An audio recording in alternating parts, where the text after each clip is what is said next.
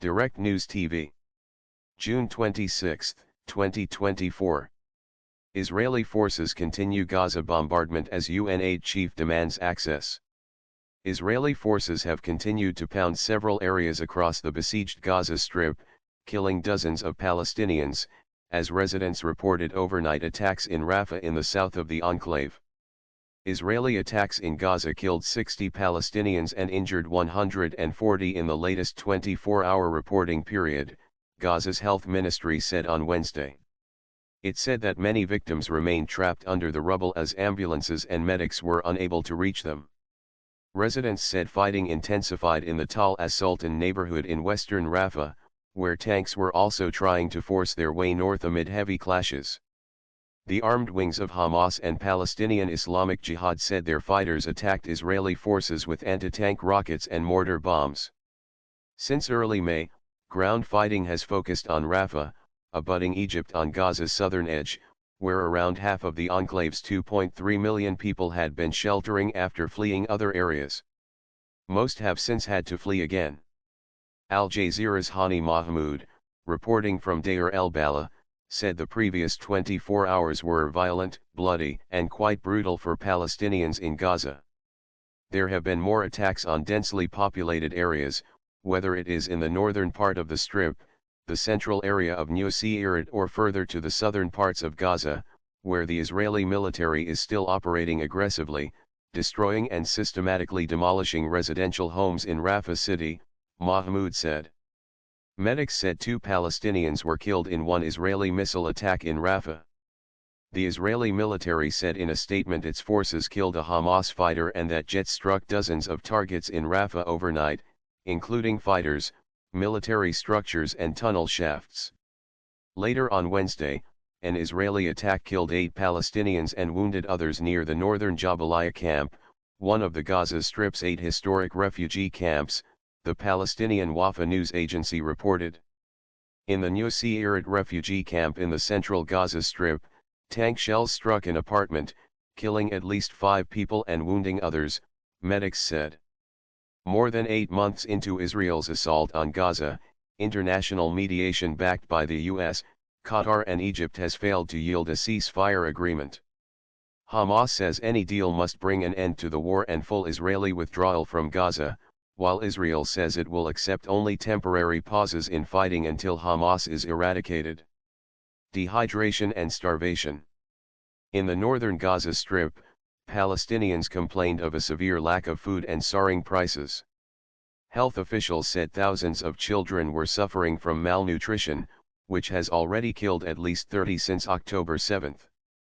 There is only flour and canned food, there is nothing else to eat, no vegetables, no meat, and no milk, said Abu Mustafa, who lives in Gaza City, with his family.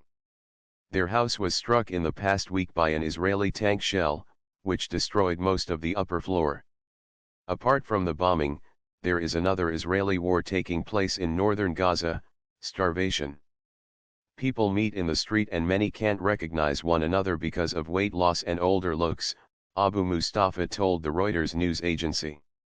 Al Jazeera's Mahmoud said that many parts of Gaza are already struggling on a daily basis with forced dehydration and starvation. Even if we say, the bomb stops falling, people are going to die because of the dire situation in Gaza, he said. The Gaza Strip remains at high risk of famine, though delivery of some aid has limited the projected spread of extreme hunger in northern areas, a global monitor said on Tuesday. More than 495,000 people across the Gaza Strip are facing the most severe, or catastrophic, level of food insecurity, according to an update from the Integrated Food Security Phase Classification, IPC, a global partnership used by the United Nations and aid agencies. Meanwhile, the United Nations aid chief said demands for unimpeded humanitarian access to the Gaza Strip still stood. We want all those crossing points open, we want safety and security protocols, we want deconfliction which we can rely on, and that we want aid workers and health institutions not being victims of the war, Martin Griffiths, who heads the Office for the Coordination of Humanitarian Affairs, OCHA, told reporters in Geneva on Wednesday. He also called for a ceasefire. Griffiths said he was concerned by the possible spread of the Gaza war across the region, including to the occupied West Bank. The West Bank, where the internationally recognized Palestinian Authority exercises limited self-rule under Israeli occupation, has already suffered its worst unrest for decades in parallel with the assault in Gaza due to a rise in mass arrests by Israeli forces and a spike in Israeli settler violence. The UN Human Rights Office said that 528 Palestinians, including 133 children, have been killed by Israeli security forces or settlers in the West Bank since the assault on Gaza began, and has serious concerns of unlawful killings in some cases.